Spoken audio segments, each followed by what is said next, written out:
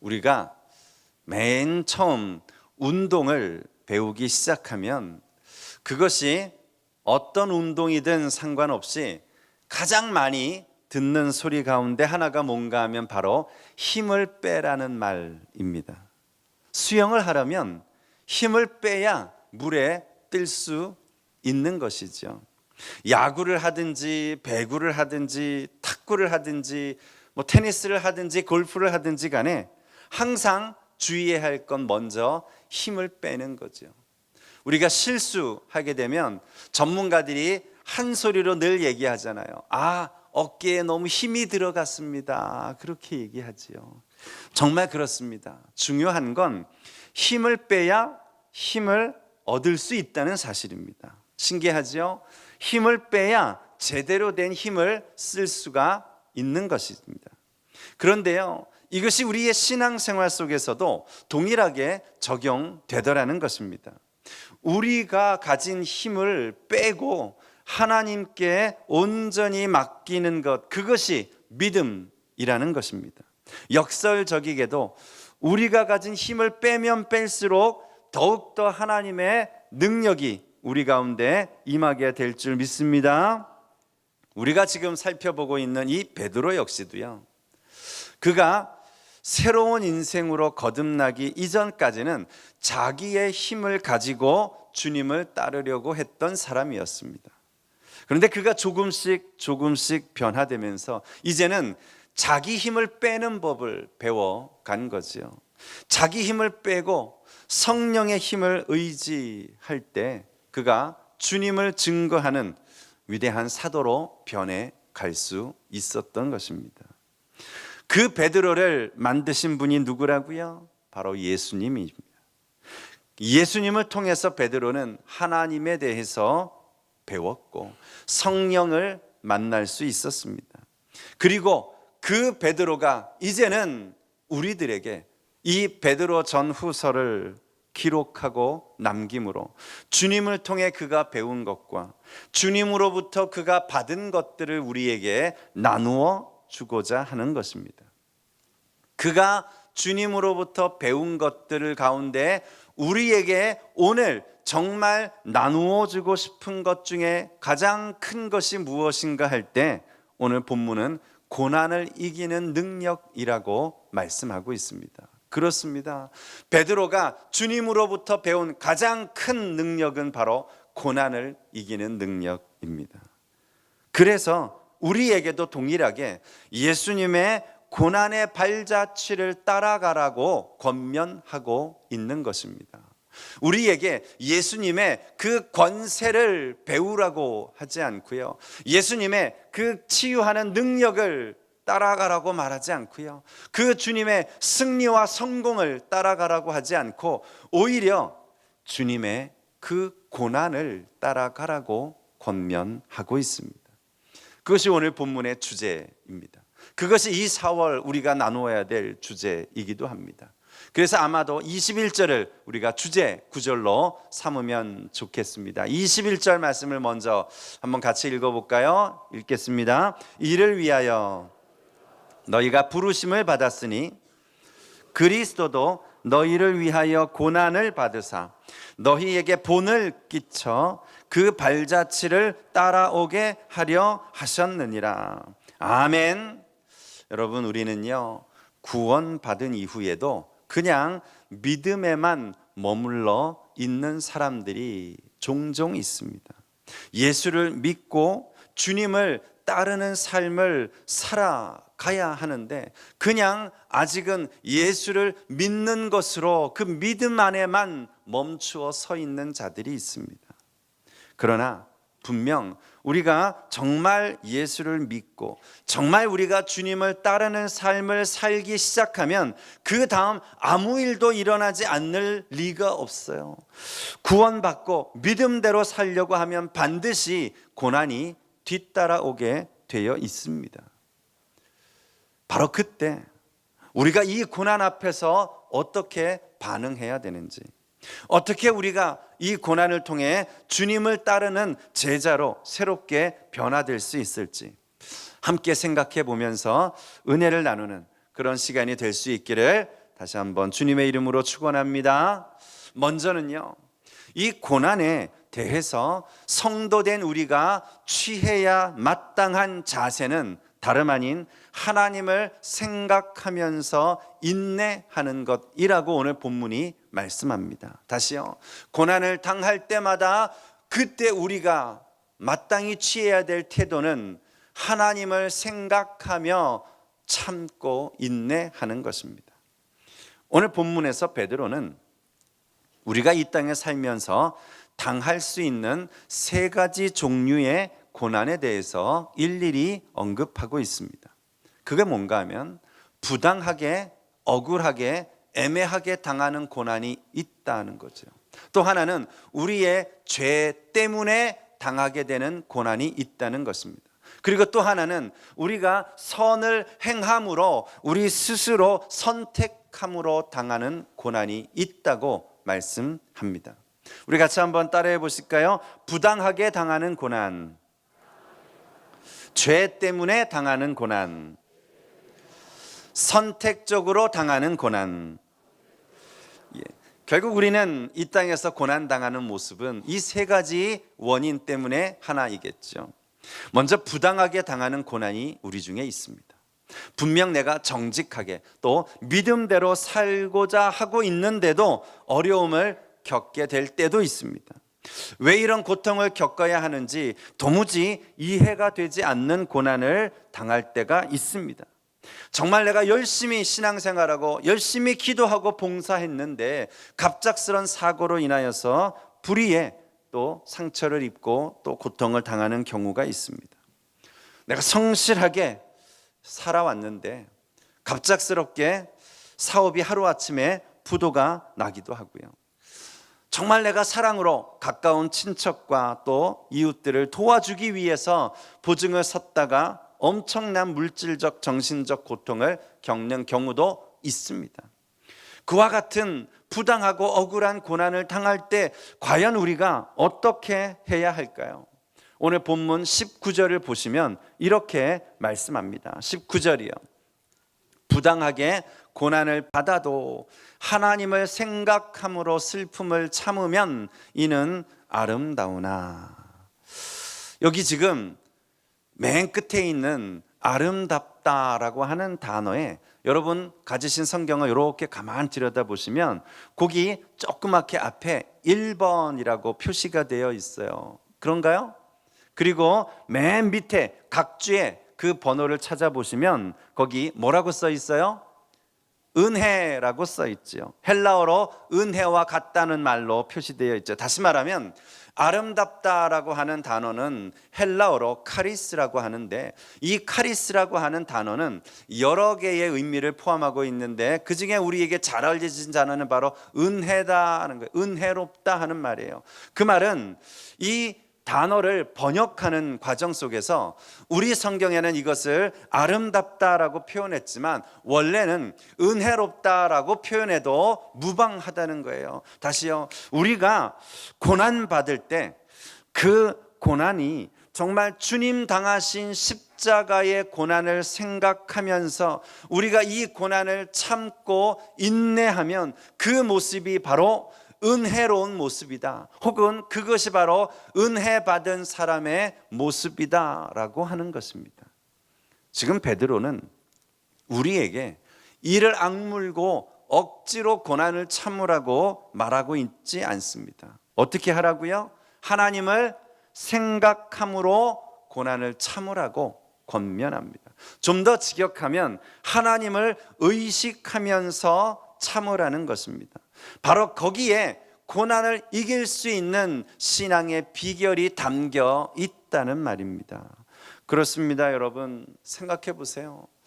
정말 우리가 고난 당하는 바로 그 순간 우리가 하나님을 생각하지 못한다면 우리는 매일매일 낙심하며 살 수밖에 없을 것입니다. 나에게 고통을 가한 그 사람을 원망하며 살아갈지도 모릅니다. 그러나 그 순간 우리가 하나님을 생각하고 하나님을 의식하면 참고 인내하고 이겨낼 수 있다는 것입니다. 왜냐하면 지금 내가 겪고 있는 억울함을 하나님이 알고 계시고, 지금 우리가 당하고 있는 고난을 주님이 이미 십자가에서 겪으셨기 때문입니다. 그래서 그 주님을 바라보고 그 주님을 생각하면 이 억울하고 또 부당한 고난을 참고 이겨낼 수 있다는 사실입니다. 그뿐만이 아니고요, 고난 중에 인내하는 것을 하나님이 아름답게 보실 뿐 아니라 그것은 세상 사람들이 보기에도 아름다운 모습이기 때문이라는 것입니다. 다시요, 세상은 우리가 잘 나가고 우리가 성공하는 모습을 보며 저 사람들 참 아름답다, 저 예수 믿는 사람들 참 은혜롭다, 그렇게 말하지 않는 거예요. 그들은 우리가 잘나고 성공할 때 은혜 받지 않습니다. 우리가 애매히 고난 당할 때 그 부당한 고난을 참고 이겨내는 모습을 보며 성도의 아름다움을, 그리고 우리의 은혜로운 모습을 그들이 발견하게 되는 줄 믿습니다. 그렇기 때문에 여러분, 부당한 대우를 받고 지금 고난당하고 있다면 자꾸만 자신의 권리를 찾으려고만 주장하지 마세요.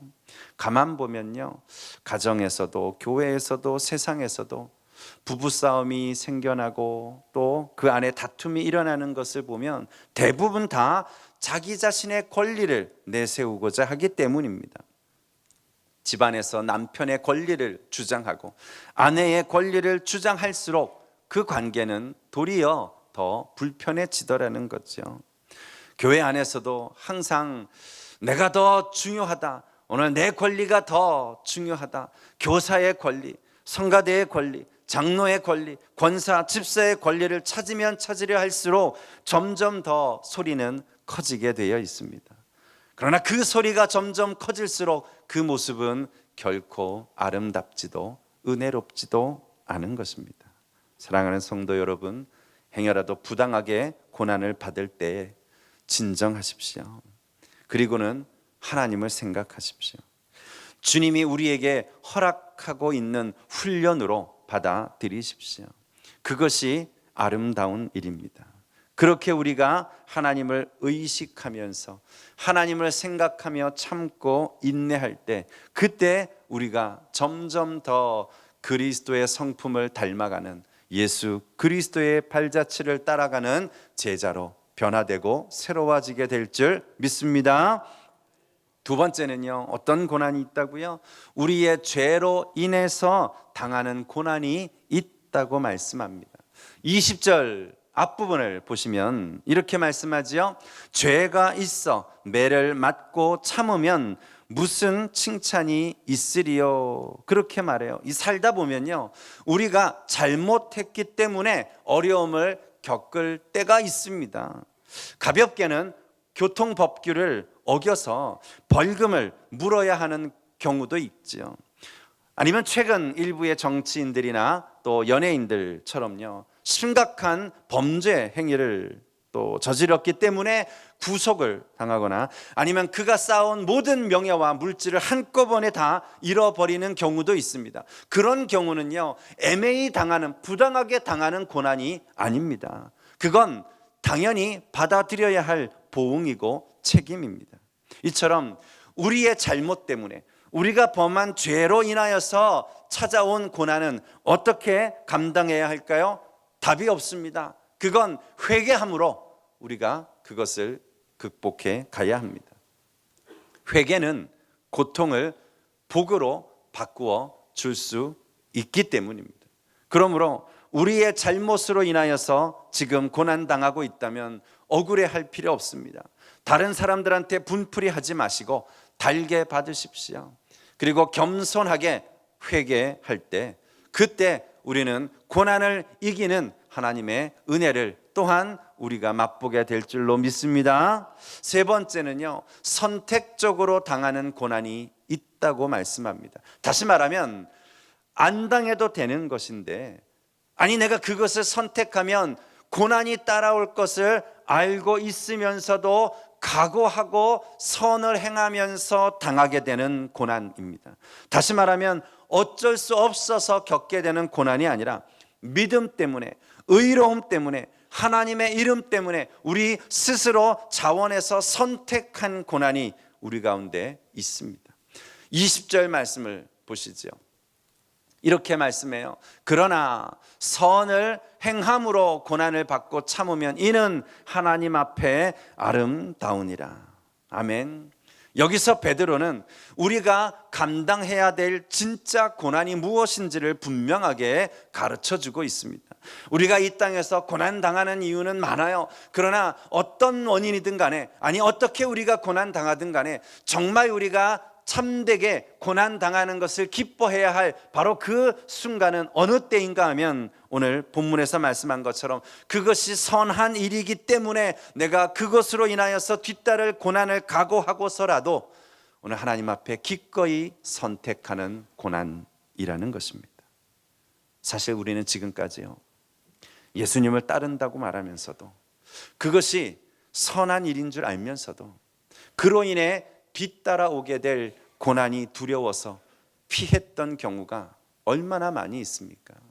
이 길이 하나님이 인정하시는 길임을 알지만 그 길이 너무 험하고 좁고 고난 때문에 내가 그 길을 선택하지 못할 때가 얼마나 많았습니까?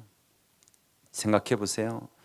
부당하게 당하는 고난도 그것을 참으면 아름답다고 했는데 하물며 얼마든지 피할 수 있는 길임에도 불구하고 선을 행하기 위해 스스로 선택하는 고난이야말로 하나님 보시기에 얼마나 아름다운 것이겠는가 하는 말입니다.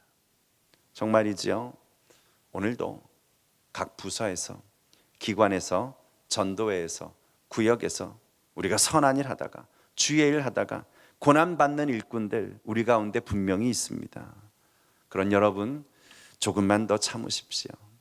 주님을 생각하며 참고 인내하면서 여러분에게 맡겨진 십자가의 사명을 끝까지 이루시는 귀한 우리 주님을 따르는 제자들 다 되시기를 주님의 이름으로 축원합니다.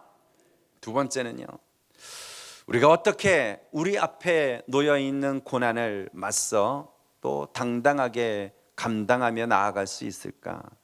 고난 당하신 예수 그리스도의 발자취를 따라가면 된다는 것입니다. 다시요, 고난 당하신 예수님의 십자가의 발자취를 따라가라는 것입니다. 특별히 오늘 본문은 이제 고난을 또 앞에 두고 또 부활주의를 앞에 두고 우리가 정말 묵상해야 할 말씀 가운데 하나입니다. 21절 이후의 내용을 보시면 이런 고난을 참고 인내한 참된 우리의 본이 되어주신 분이 있다고 선언합니다. 그분이 누구일까요? 바로 예수 그리스도이십니다. 21절을 한번 다시 읽어볼까요? 21절 말씀 다시 한번 읽습니다. 이를 위하여 너희가 부르심을 받았으니 그리스도도 너희를 위하여 고난을 받으사 너희에게 본을 끼쳐 그 자취를 따라오게 하려 하셨느니라. 바로 이 구절에서 우리는 그리스도가 당하신 고난에 대해서, 그분이 고난 당하신 그런 내용에 대해서 두 가지의 의미를 발견할 수 있습니다. 하나는 그것이 우리를 위한 고난이라는 것이고요, 또 하나는 그것이 우리에게 본을 보여주시기 위한 고난이라는 사실입니다. 다시요, 그리스도도 너희를 위하여 고난받으사 너희에게 본을 끼쳐 그 자취를 따라오게 하셨다 말씀하고 있습니다.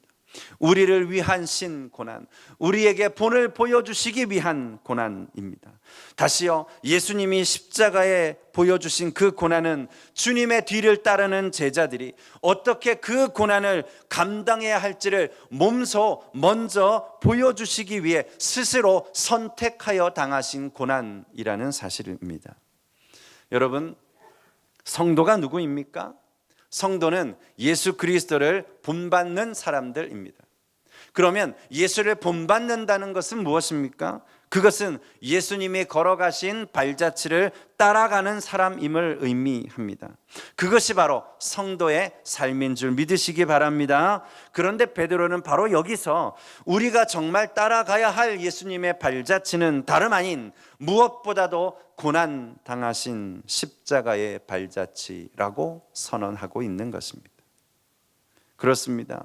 예수님은 결코 죄가 없으신 분이심에도 불구하고 고난을 당하셨습니다.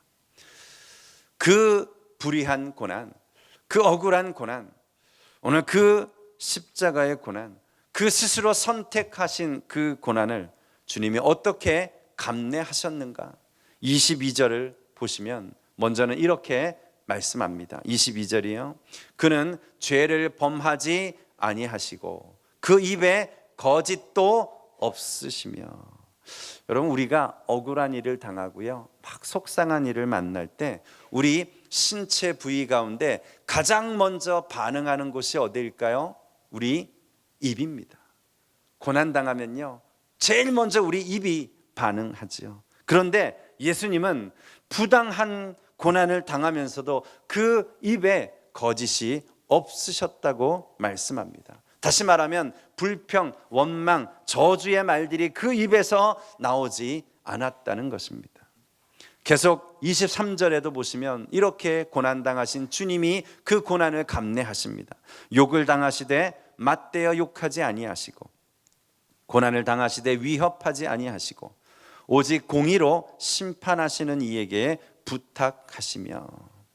여러분, 이것이 주님이 십자가를 지신 방법입니다.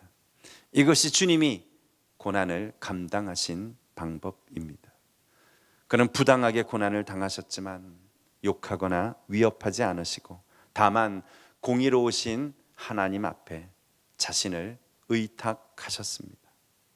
바라기는 이 4월 고난과 부활의 달을 맞아서 저와 여러분 모두가 때로는 부당하게 고난을 당할 때, 때로는 우리 스스로 선을 행하기 위해 선택하여 고난의 길을 갈 때 점점 더 그 고난을 통해 예수 그리스도를 닮아가시기를 축원합니다. 그리하여 주님의 발자취를 따라 우리의 남은 인생을 하나님을 생각하며 십자가의 길을 당당히 걸어가는 주님의 제자들이 다 되시기를 주님의 이름으로 축원합니다.